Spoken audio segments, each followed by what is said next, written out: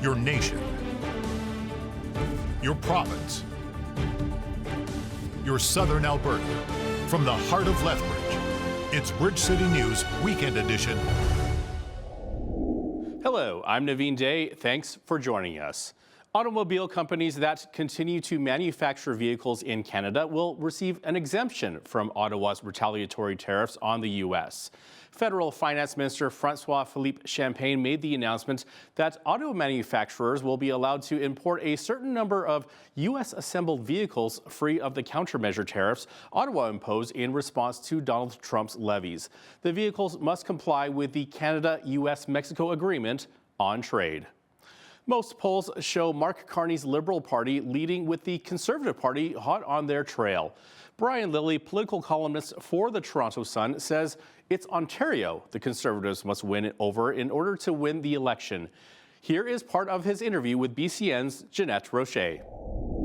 Daryl Bricker, who's the CEO of Ipsos Global Public Affairs, one of the oldest, biggest polling firms in Canada, he said that, that he's picking up momentum. We've seen some polls that a bit closer, still with the Liberal lead. One poll that seems to be an outlier, even has the Conservatives tied, effectively tied, or within 1 point of the Liberals. So, look, at the end of the day, the Conservatives need to win in Ontario.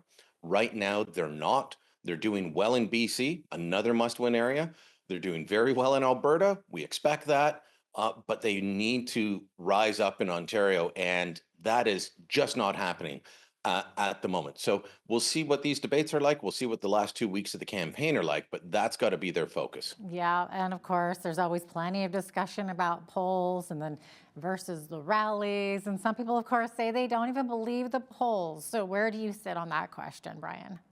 I do believe the polls. And look, I know folks will say, well, 2016, they got it wrong. Hillary, they said, was going to win, or Brexit.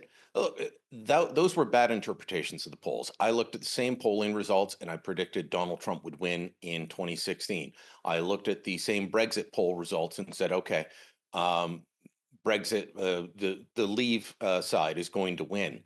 It's interpretation and knowing how the map works in an election. And that's why, the national polling numbers, very interesting, but really what you need to focus on are the regionals. So Conservatives are doing pretty well in Quebec. They're not doing well in Atlantic Canada or Ontario. If they're not going to win in Atlantic Canada, they need more seats in Ontario.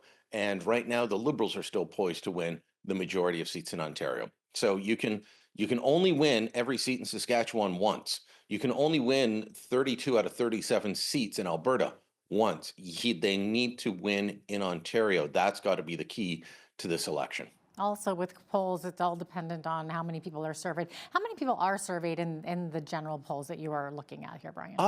It ranges from the serious pollsters. It ranges from around 1,000 to, I think Abacus data recently put one out. It was 2,900 people. Look, there are polls that I think are less legitimate than others, but the main companies, Ipsos, Abacus, Leger, these are well-respected polling firms that have gotten the last several elections right, or minor differences. One party got 18% instead of the 19% predicted in the poll. Well, that's a pretty good, determination ahead of time.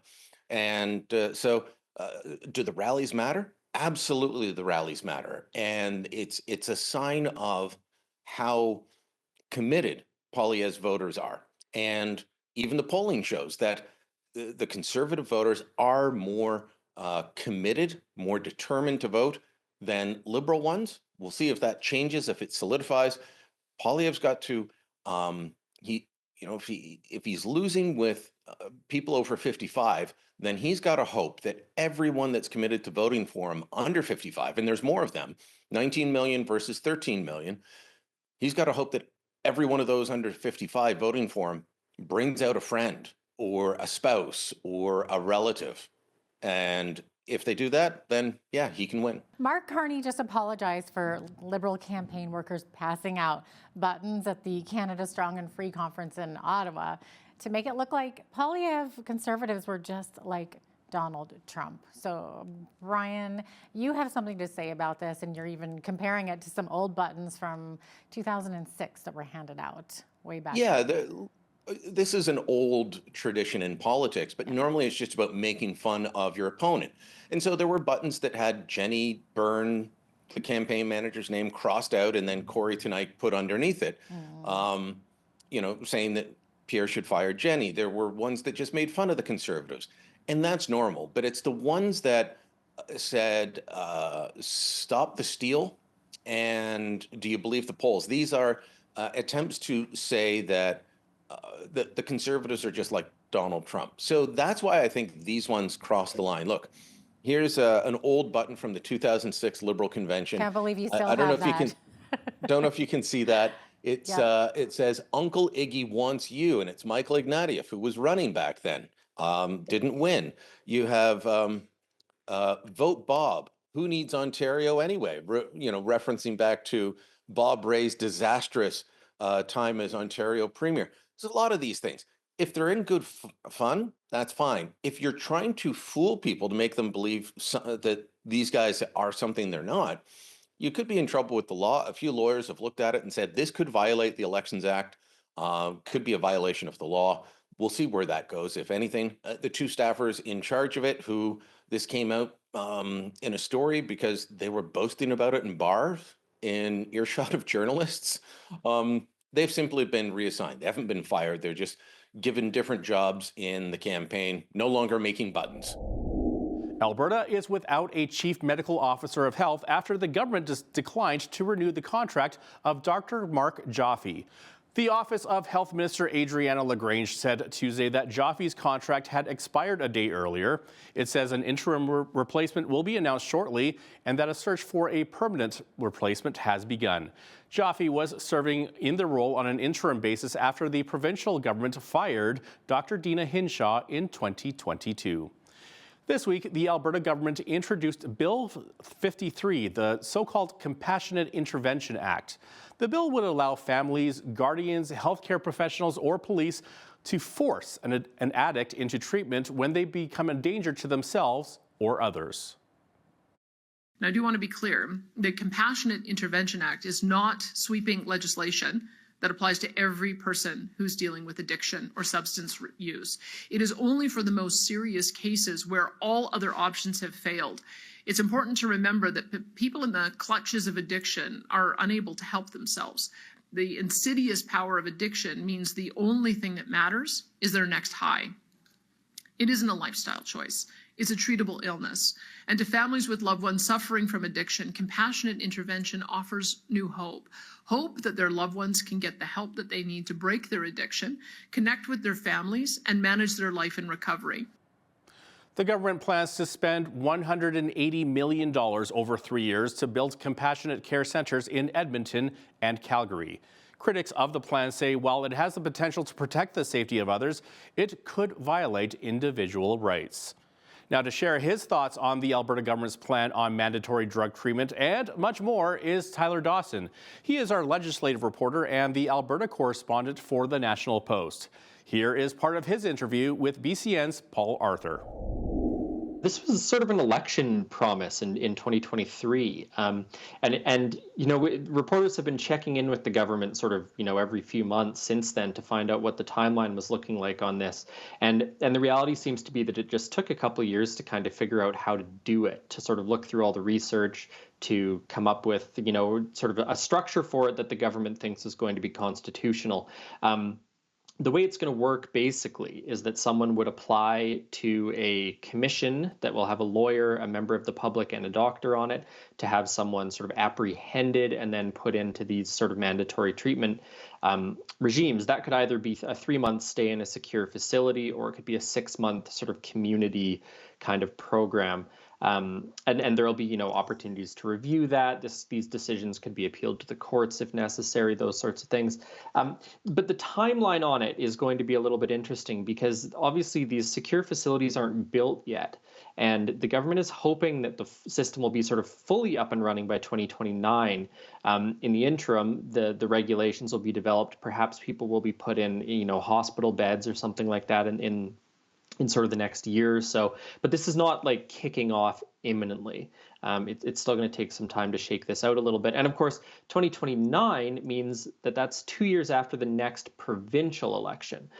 If the UCP wins that 2027 election, you can imagine that they would sustain this sort of policy. But you can also imagine a world in which the NDP wins that election, and then, what happens to this entire system if they form government. So I think it's fair to say this is a little bit up in the air. And of course, that doesn't even account for the other part of this, which is obviously going to be the legal challenges against it. The government is confident they're going to win. And of course, they could use the notwithstanding clause if they lose, but certainly that's going to be another factor in the months and years ahead. Yeah. If they do lose, have they expressed as to whether they would go that far to use the notwithstanding clause? No, they haven't actually. They've sort of been like, if that comes up, we'll deal with it when it comes up. They've been kind of cagey on the use of the notwithstanding clause generally, compared to Saskatchewan, for example, which has been a little bit more forthright, especially with, sort of the school pronoun stuff across the border there. And I think part of that reason is you set yourself up to lose the argument a little bit if you say, well, it might be unconstitutional, but, then we're going to, that's a perfectly legitimate political and legal point to make. But in terms of, trying to sell this policy to the public, I think you don't want to admit up front that you're even considering the possibility that something is contrary to the charter. Yeah, again, it's just kind of one of those things, will this work or won't it, right? But I can understand the families who have a loved one who's, overdosed hundreds of times and they're out of options, right? And they don't want to see them die, right? So, will this work? And it's probably not going to work 100%, but, is it worth a shot? I guess we'll find out. Alberta, by the way, in the midst of that measles outbreak as well, speaking of health issues, haven't been any deaths so far, thankfully, but some are calling on the provincial government to make a bigger push to get people vaccinated. So, herd immunity, they say, requires 95% vaccination. Alberta not at that point, I don't think, right now. So, your thoughts on that?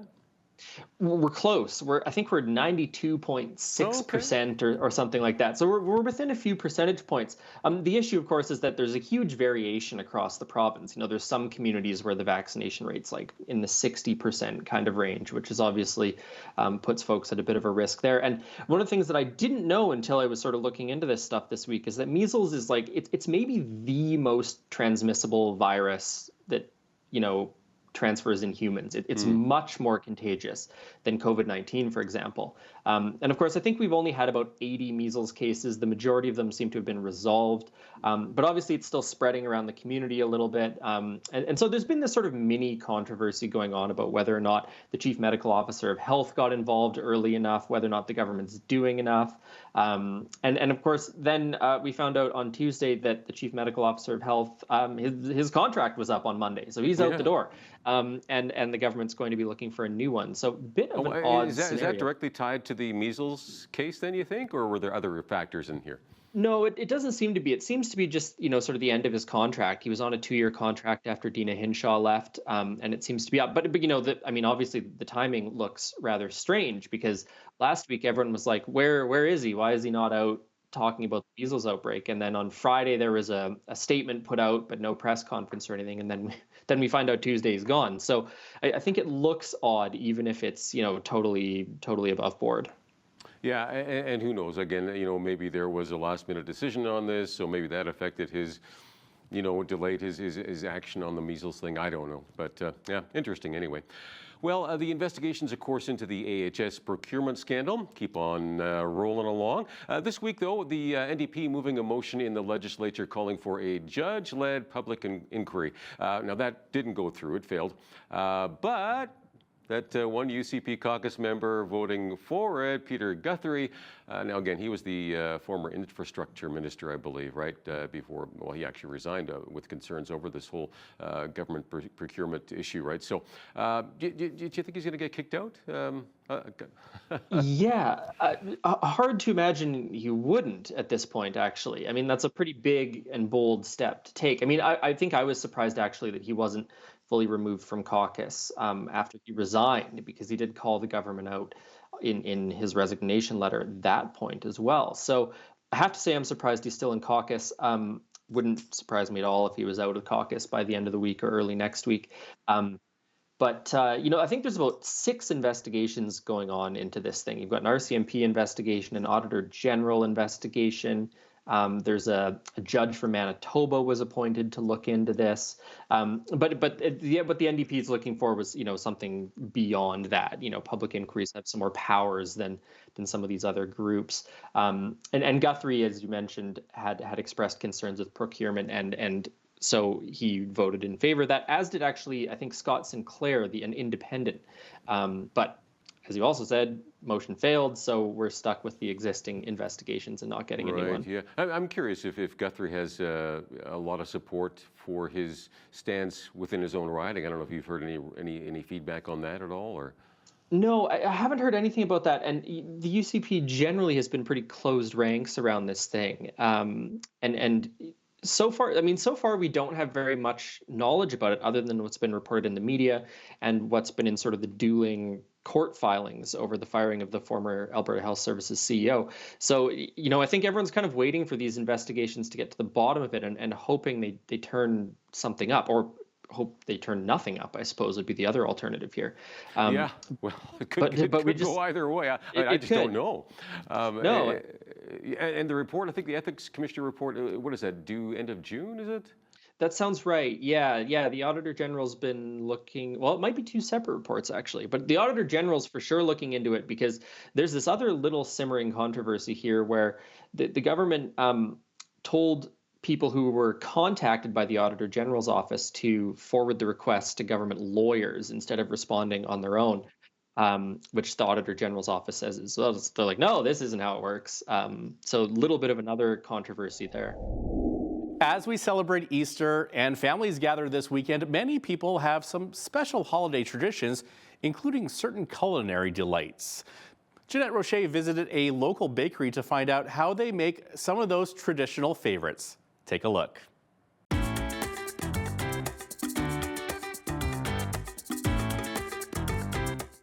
Well, Easter is right around the corner, and that usually means great snacks. We're talking cookies, chocolate, Easter bunnies, and hot cross buns. I'm here at Bootsma Bakery with Nana.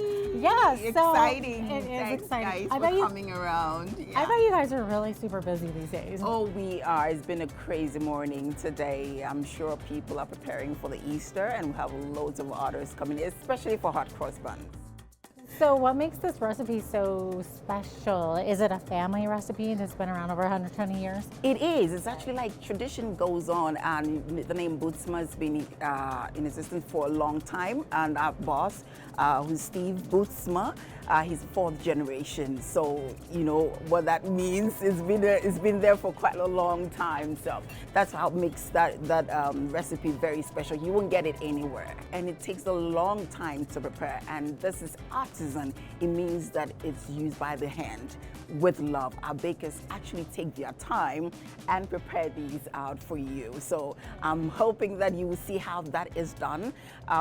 We use that special, as I said earlier, a special blend of spices, and then only raisins. And then we carefully cross them with Bavarian cream. Carefully done, so you get the right lineup. Well, I can't wait to see this actually happening. So we're gonna go talk to Steve, who's actually baking those buns. Okay, so now we've transitioned into the mixing room. I'm joined by Stephen Bootsma of Bootsma Bakery, and you are going to tell me how these delicious hot cross buns are made. I know it's your busy time right now for Easter, so it looks like you have a bunch of bowls right here, so maybe so explain. Here we've got our flour mix right here.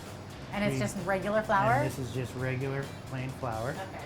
And then we have our yeast already in the bowl. It's a fresh yeast. And then we have our blend of secret spices. And then we have our shortening.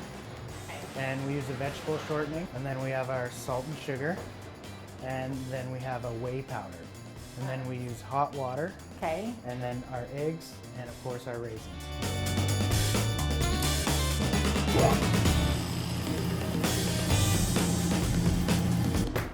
So this is the part where you're gonna roll it into the little bun ball, basically. Basically. Okay. And now we're gonna spread our dough out, and we're gonna put it on our plate.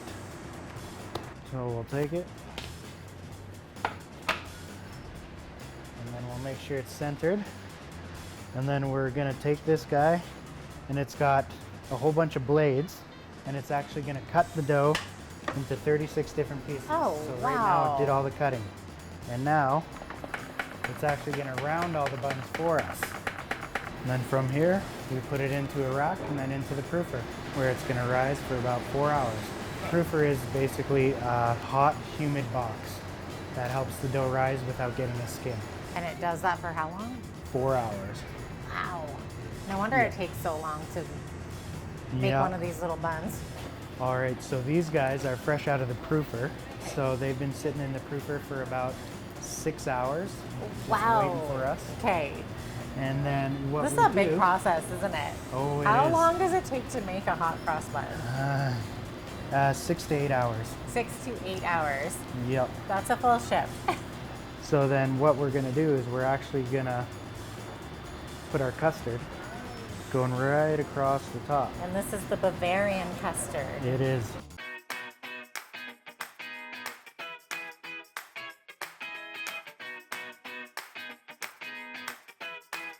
So from here, then we put it in the oven for about 20 minutes, and then when they come out, we put a nice thin glaze on it to give it a nice look so that the buns don't dry out as well. Okay. And then we pack them and sell them. All right, so there it is, our finished product, our hot cross bun. Yours looks prettier because I already ripped mine apart, but that's only, what, 8 hours in the making there? Exactly. Yeah, all in a day's work. Cheers. Cheers. Happy Easter. Exactly. This is Stephen Bootsma with Bootsma Bakery. I'm Jeannette Rocher. Thanks for joining us. Have a happy Easter, everyone.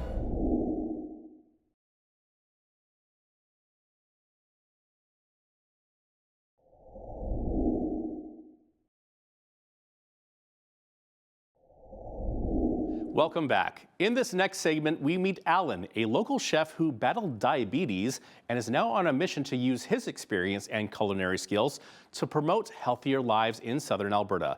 With a focus on using whole, nutrient-dense ingredients, Alan creates delicious and nutritious meals that not only taste great, but also support optimal health. Our very own Jeannette Rocher visited his kitchen to learn more about the High Q Foods approach to food and healthy living, one meal at a time.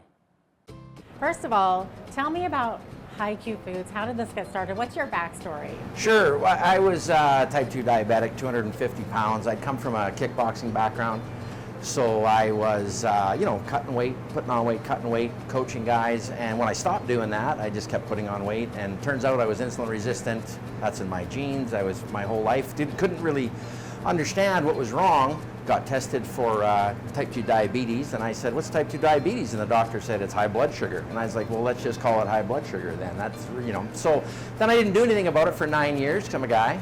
And then it got really, really bad. And I won't tell you that whole story, but once it got really bad, I decided I better do something about it.